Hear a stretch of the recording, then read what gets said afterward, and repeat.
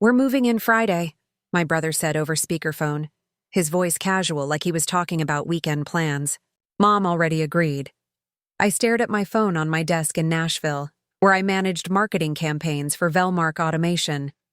His words didn't register at first. Moving in where? "What are you talking about, Tyler?"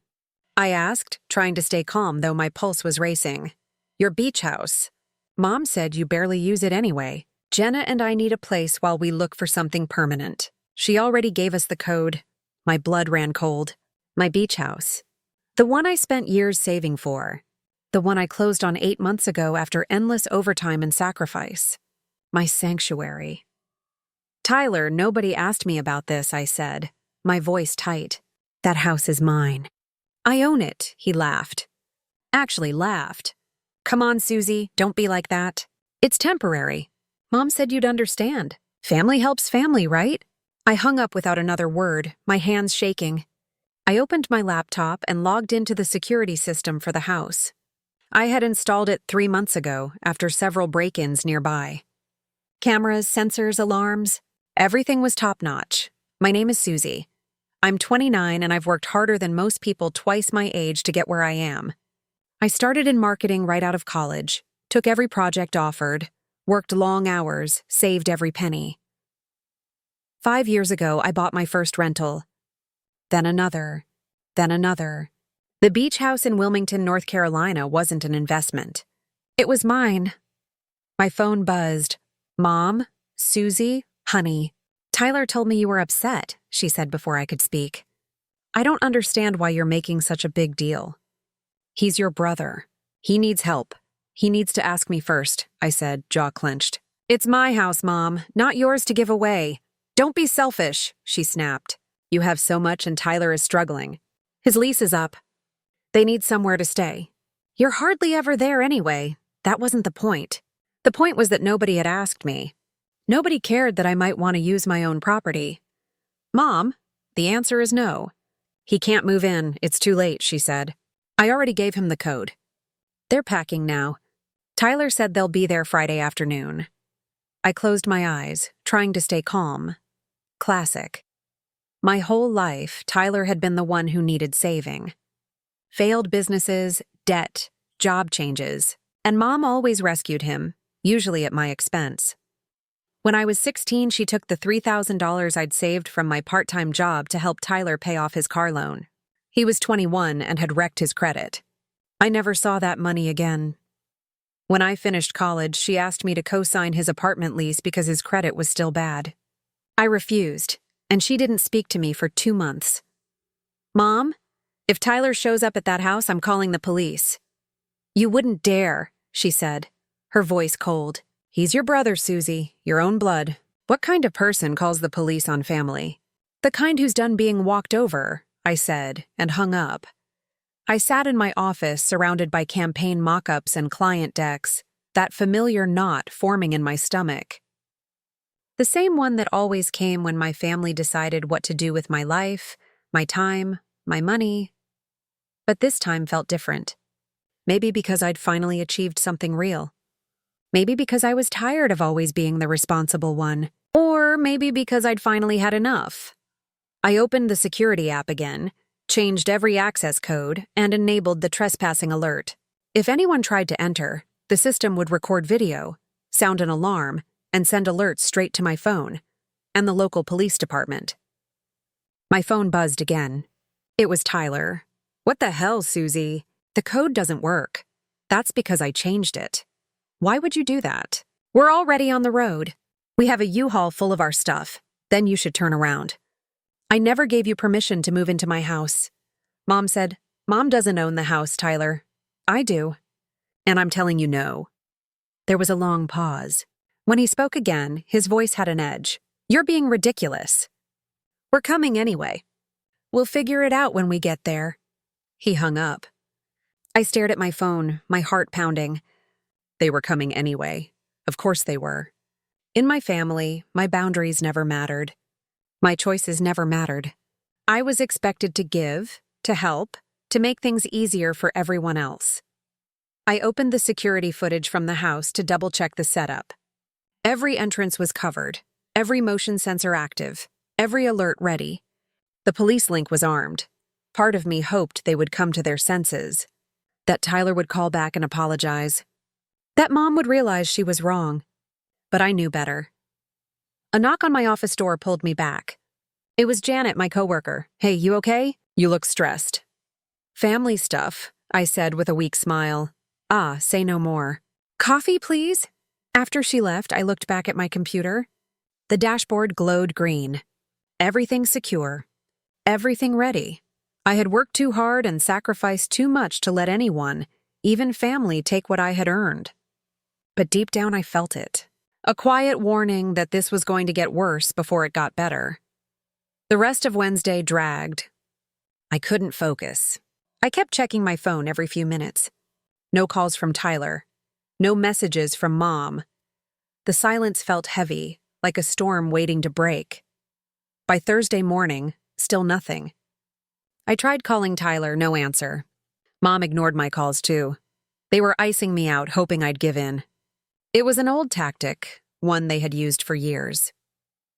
When I was 23 and barely scraping by, Mom had called crying. Tyler had lost another job and couldn't pay rent. Could I help? Just this once, I sent her $800 I needed for my own bills. I lived on ramen for 6 weeks and picked up extra freelance work. Tyler never thanked me. Never mentioned it again. It had always been the same story. My graduation money went to his security deposit. My inheritance from Grandma went to his credit card debt he promised to repay. He never did, and when I finally said no, I became the selfish one.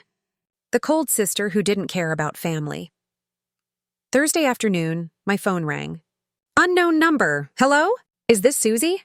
A woman's voice, unfamiliar. "Yes. Who's this?" "This is Jenna, Tyler's girlfriend. I had met her 2 or 3 times. She seemed nice, but we'd never talked much." "Hi, Jenna. What's going on?" "Look, I need to talk to you about this house situation," she said, her voice uneasy. "Tyler told me what's happening, and I just want you to know I didn't know he hadn't asked you first." "You didn't?" "No. He told me you offered the house to us while we looked for an apartment.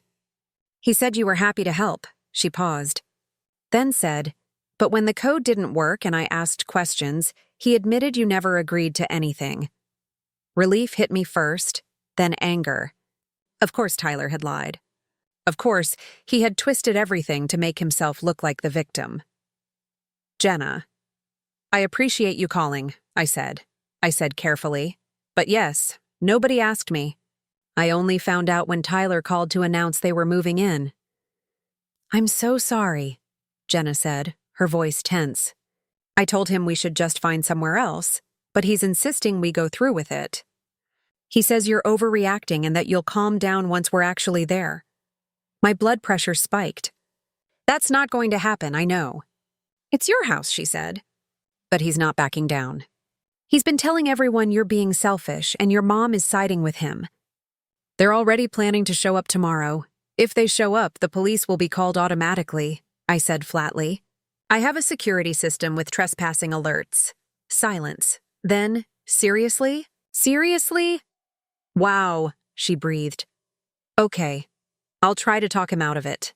But Susie, you should know he's really angry. He's saying you've always thought you were better than him, that you flaunt your success while he struggles." I laughed bitterly. "I worked for what I have.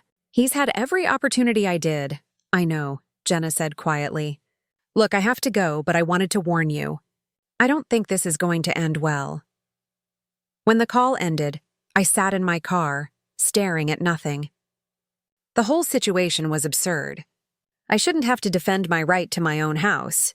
I shouldn't have to justify wanting control over something I worked for. But in my family, logic didn't matter. Fairness didn't matter. It was all about roles. And my role had always been the responsible one, the giver, the fixer. That night, I barely slept. I kept checking the security app, expecting to see headlights in the driveway, but the feed stayed empty. Friday morning came gray and rainy. I called in sick, something I rarely did, and spent the morning pacing my apartment. No messages. No calls, nothing. At 11 a.m., my phone exploded with alerts. The security system had been triggered. I opened my laptop and pulled up the live feed. My stomach dropped. Tyler's truck was in the driveway. He wasn't alone. Mom was there, Jenna too, along with 2 people I didn't recognize. They were unloading boxes from a U-Haul trailer. The alarm was blaring. I could see Mom covering her ears and Tyler yelling into his phone. The automated warning repeated in the background. Warning. Unauthorized entry detected. Police have been notified. My phone rang. Tyler. Turn off the alarm, he shouted. No, Susie, this is insane. We're family. You're trespassing, Tyler. I told you not to come. Mom gave us permission. Mom doesn't own the house, I said, shaking. I do. And I told you no. The feed showed Mom trying the front door. It was locked. They had assumed changing the code was enough, but I had also locked the deadbolts remotely. Nobody was getting in without breaking something, or would they? Just let us in and we can talk about this like adults, Tyler said, using that condescending tone he always used when pretending to be reasonable. There's nothing to discuss. Leave or wait for the police. Your choice. On the screen, I watched Tyler relay that to the others. Mom's face turned red. She marched up to the door, pounding it with her fists, shouting something I couldn't hear over the alarm. Then I saw it. Tyler bent down, picked up a rock, and weighed it in his hand, staring at the window. Tyler. Don't, I said, voice steady. If you break that window, it's not trespassing anymore. It's breaking and entering. That's a felony. You're being dramatic, he snapped, but he dropped the rock. Sirens cut through the alarm. Police cars pulled up to the house. The next hour was chaos on the screen. 2 officers approached the group. Mom immediately started talking, waving her hands, her face flushed with anger. She was gesturing wildly, telling her version of events to the officers. Tyler stood with his arms crossed, looking defiant. Jenna stayed back, her face pale and tense. One of the officers made a phone call. Minutes later, my phone rang. Hello, this is Officer Davidson with Wilmington Police. Am I speaking with Susie? Yes, that's me. Ma'am, I'm at your property on Ocean View Drive. Can you confirm that you're the owner and that these individuals do not have permission to be here? I walked him through everything. The calls, the warnings, and how I had explicitly told them not to come. He listened carefully, asking a few short questions. Understood, he said. The people here claim they have implied permission as family and that your mother authorized them to stay. My mother doesn't have that authority, I said firmly. I'm the sole owner. I have the deed and can send it to you now if needed. That won't be necessary. I can verify ownership through county records, he said. Then a pause. Ma'am, do you want to press charges for trespassing? My heart pounded. This was the line I couldn't uncross. If I said yes, there would be no going back. My family would never forgive me. I would be the villain who chose property over blood. But if I said no, this would never stop. Yes, I said, my voice steady even though my hands trembled. I want to press charges against all of them. Through the live feed, I watched as Officer Davidson relayed my decision. Mom's face drained of color. Tyler started shouting, pointing directly at the camera under the eaves when he realized I was watching. The second officer began writing notes, taking statements. One of Tyler's friends argued with them and was quickly told to leave or face his own charge.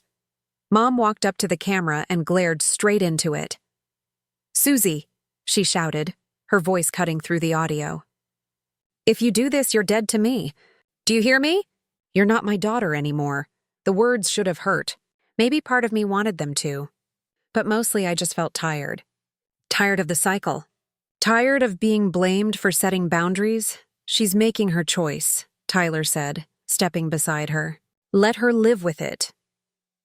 Officer Davidson explained something, holding out papers that looked like citations.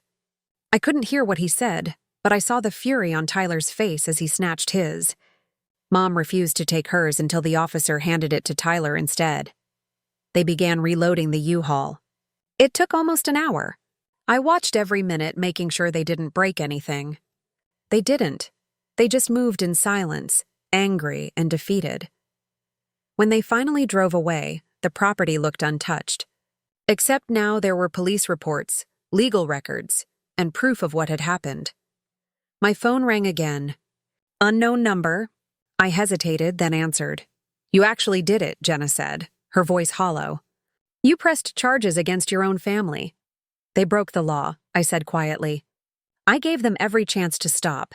Tyler says he's going to sue you. He's telling everyone you're vindictive and selfish. He can try, I said. Property law is clear. Your mom is hysterical.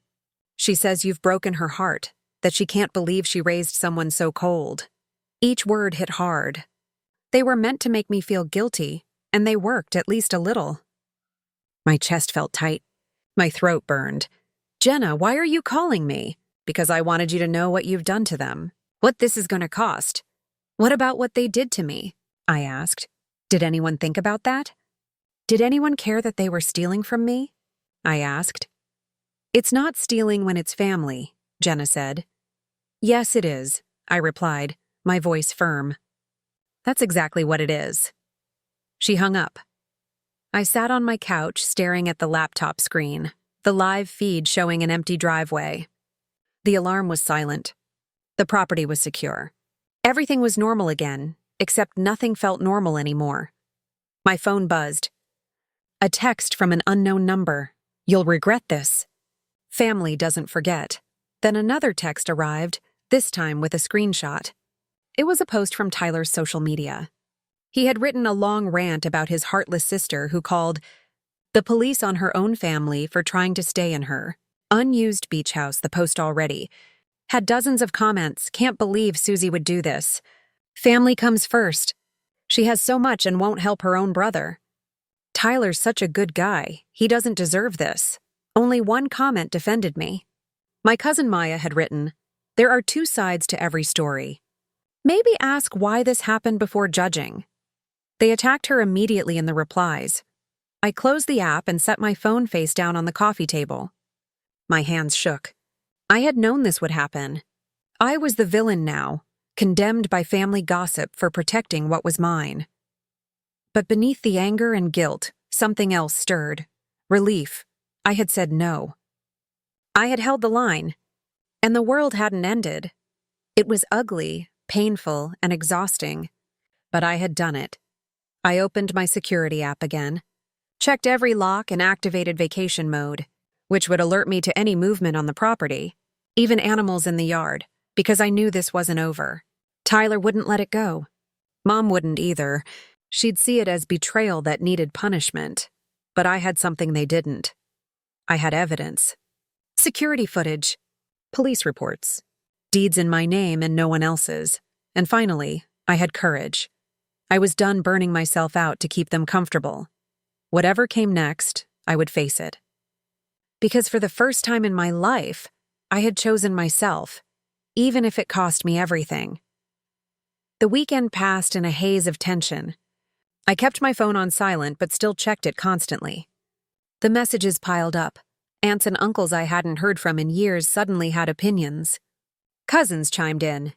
Even my dad's brother, who I'd spoken to maybe 3 times in my life, sent a long text about family loyalty and forgiveness. Not one person asked for my side. By Monday morning, I had over 60 unread messages and 15 voicemails. I deleted them all without reading or listening. I couldn't let their words inside my head. Work was the only escape. I buried myself in a product launch for Velmark Automation, spending 12-hour days writing copy and coordinating with the design team. Janet noticed, but didn't pry. She just dropped off dinner from the Thai place at 8 that night. You're working yourself to death, she said. Whatever's going on, running from it won't help. I'm not running, I said. But we both knew I was. Tuesday brought something new, an email from a lawyer. Not Tyler's, Mom's. The subject line read, Property dispute and defamation. My stomach dropped. The email was polite, professional, and infuriating. Mom claimed I had verbally agreed to let Tyler stay at the beach house. She said she acted in good faith as a witness to that agreement. that I had then filed false police reports and defamed her character by implying she was involved in a crime. She was threatening to sue me for defamation and emotional distress. The amount: $75,000. I read the email 3 times. My vision blurred with anger and disbelief. She was really doing this. She was using the legal system to punish me for saying no. I forwarded the email to my lawyer, Patricia, who had helped me with my property investments. Within an hour, she called. "This is garbage," Patricia said flatly. "Complete garbage. She has no case. You have footage, phone records, and messages proving you never gave permission. This is a slap suit. She's trying to scare you into backing down. Can she actually take me to court?" I asked. "She can file whatever she wants," Patricia said. "Doesn't mean it'll hold up. But you need to understand something. Even a baseless case costs money to defend. She might be betting you'll settle to avoid the expense." I pressed my fingers against my temples as a headache grew.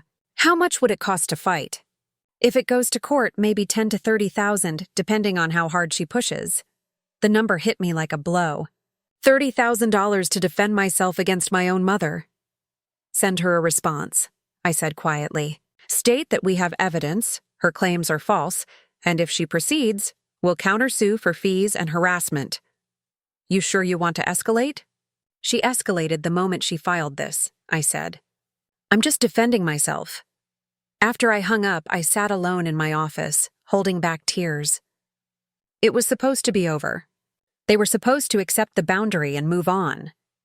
Instead, they were doubling down, trying to break me through fear and money. My phone buzzed.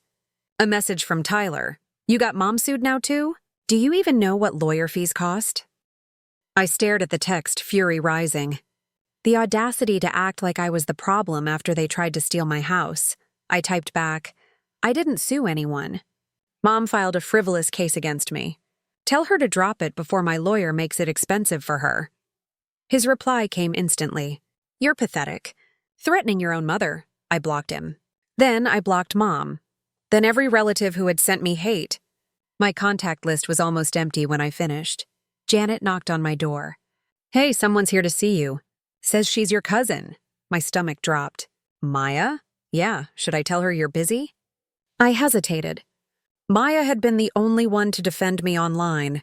I didn't want to relive everything, but she'd driven all the way here. I owed her that. "No, it's fine." "Send her in." Maya looked different. Short red hair, leather jacket, vintage band shirt, a confidence I didn't remember. "Hey, Susie," she said softly. "Hope it's okay I came by. I tried calling, but it went to voicemail." "I've been blocking people," I said. "Sorry, come in."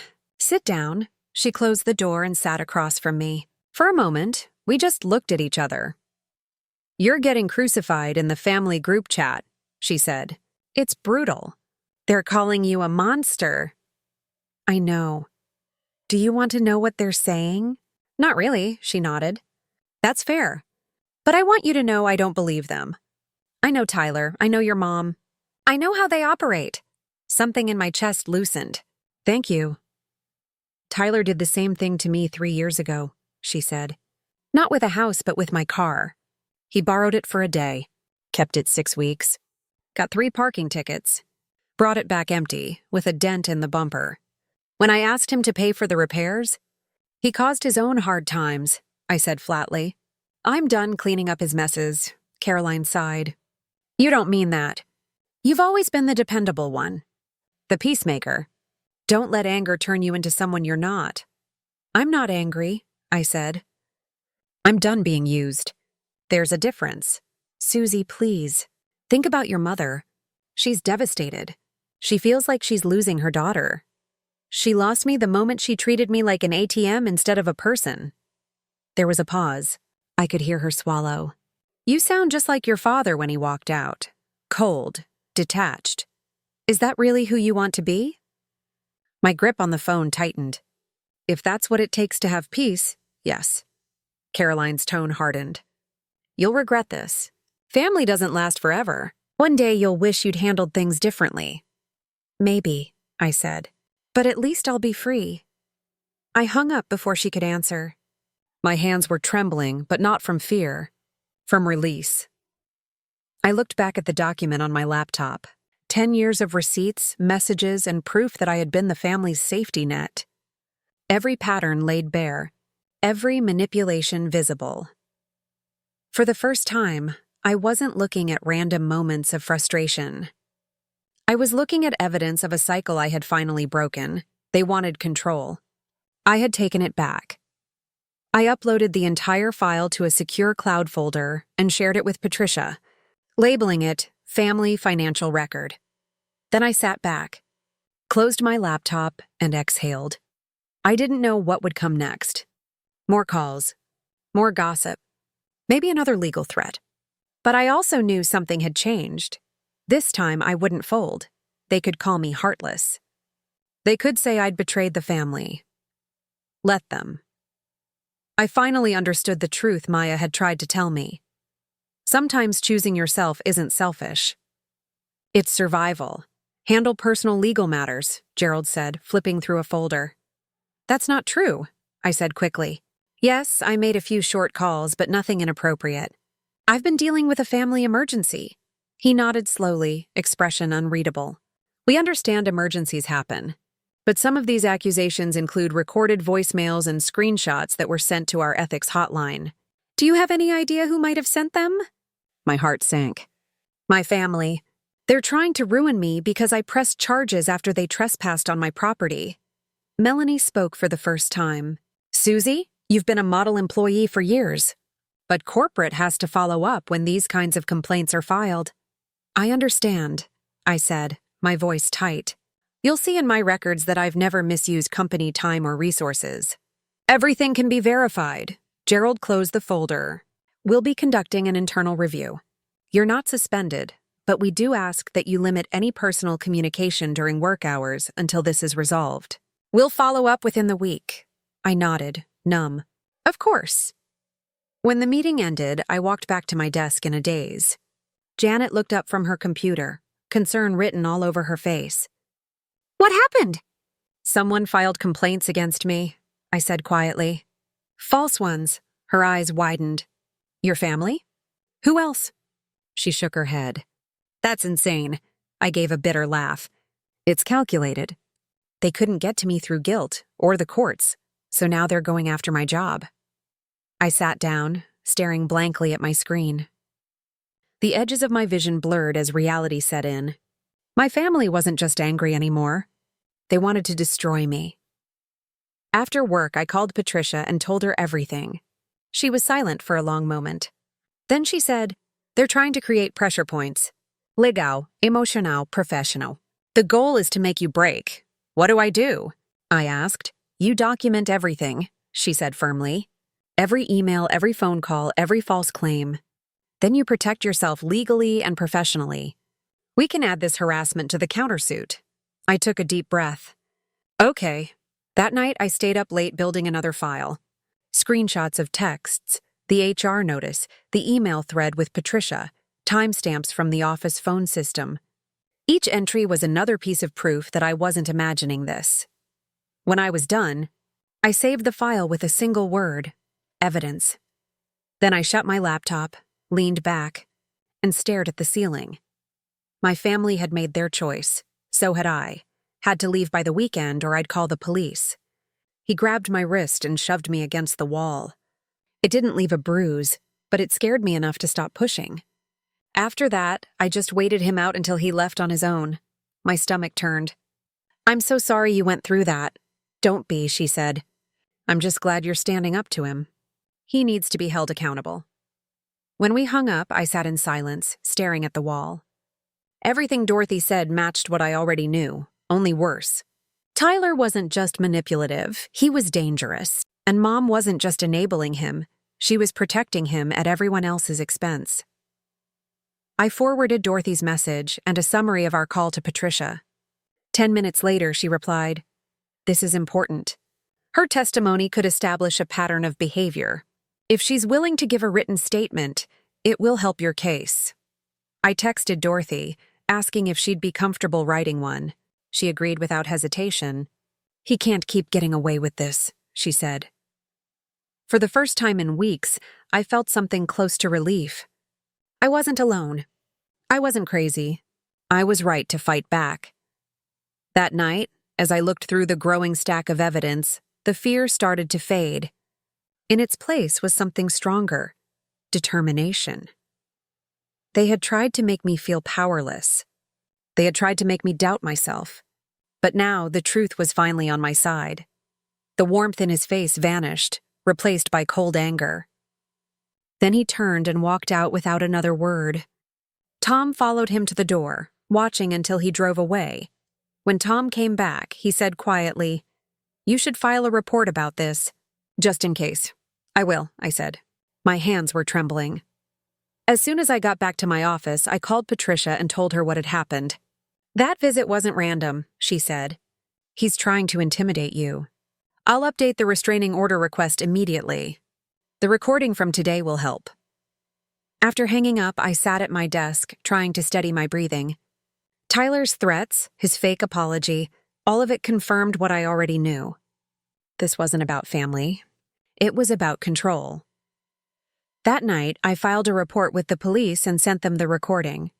The officer assured me it would be attached to my ongoing case. "You did the right thing," he said. When I finally went to bed, I couldn't sleep.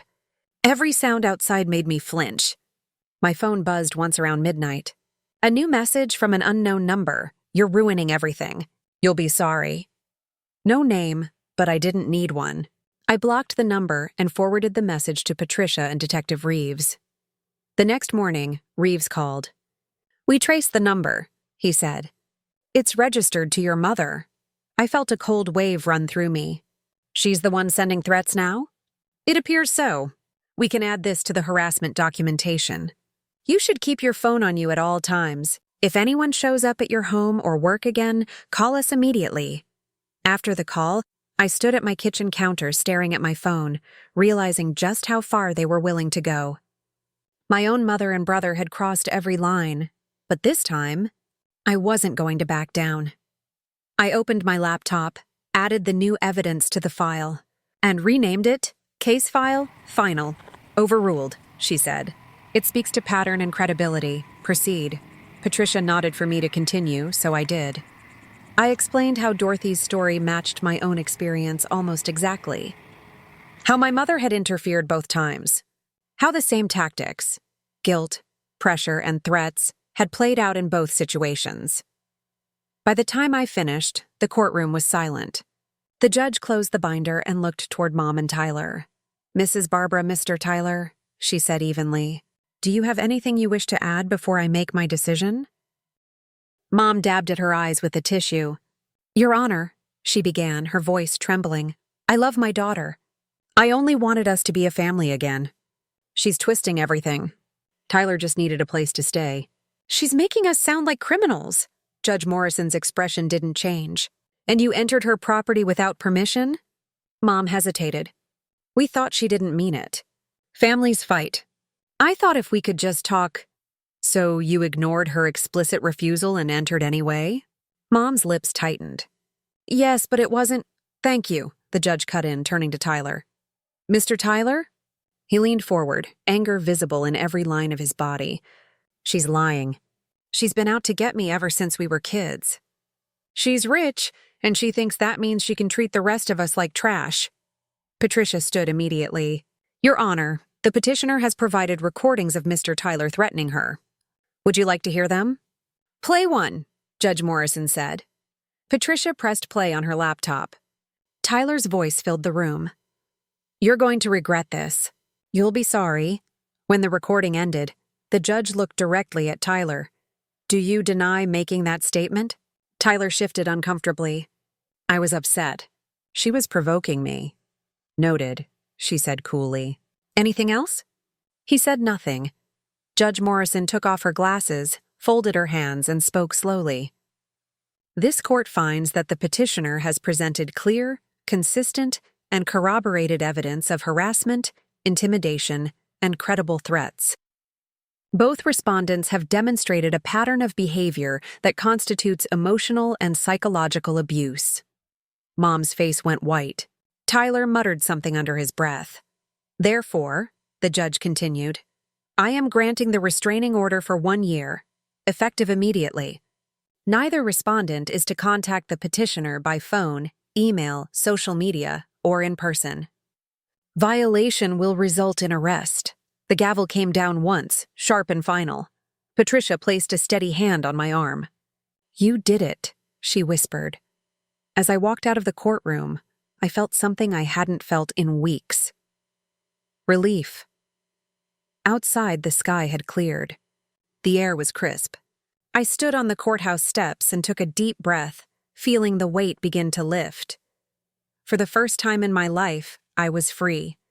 Residence or workplace, or attempting to communicate through third parties.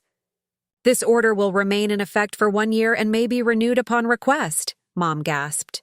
Tyler muttered something under his breath. Patricia remained composed beside me, her hands folded neatly on the table.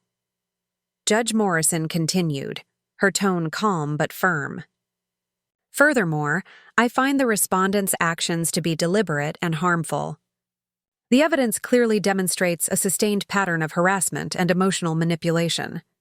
This court will not tolerate attempts to weaponize family ties as a means of control." She signed the papers with a quick stroke of her pen and handed them to the clerk. "Miss Susie, you've acted within your rights. I commend your thorough documentation. If either respondent violates this order, contact law enforcement immediately." "Thank you, Your Honor," I said quietly. The bailiff called for order as Mom began to cry again. Tyler glared at me with a look that could have cut glass. Patricia touched my arm. "Let's go," she whispered. We walked out of the courtroom together. My legs felt unsteady, but my chest was lighter than it had been in weeks. Outside, the air was cool and clear. Patricia handed me a copy of the signed order. "You did everything right," she said. "You stayed calm, presented facts, and kept control. That's what won this." I nodded, holding the papers tightly. For the first time, the fear that had followed me everywhere started to fade. That night, I went home, turned on my new security system, and sat quietly in my living room. It was over. No more phone calls. No more messages. No more manipulation. For the first time in years, I felt peace. When I pulled into the driveway, my hands trembled slightly on the steering wheel. The house looked exactly as I had left it, quiet, still, untouched. The salty air hit me as soon as I stepped out of the car. For the first time, it didn't feel like a battleground. It felt like mine again. I unlocked the front door and walked through each room slowly. The sunlight poured through the windows. The faint smell of the ocean drifted in. Everything was in order, except for a few scuff marks on the floor near the entryway. Remnants from the day Tyler and Mom had forced their way in. I stared at them for a long moment, then grabbed a cloth and cleaned them off. It felt symbolic, like wiping away the last trace of chaos they had brought into my life. I made tea, sat on the porch, and listened to the sound of waves crashing against the shore. The tension that had lived in my body for months began to fade. My phone was silent. My mind was, too. For the first time in years, I felt safe. That night, I watched the sunset from the porch. The sky turned gold, then deep red, then finally dark.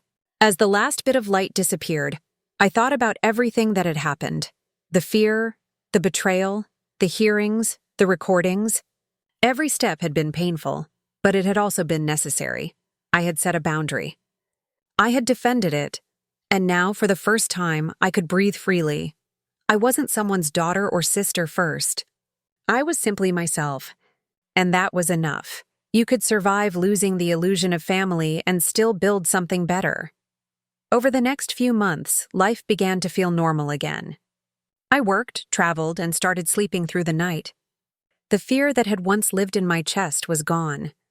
Every so often, I'd check my security cameras or scroll through my blocked list, but there was nothing. Silence had become a comfort.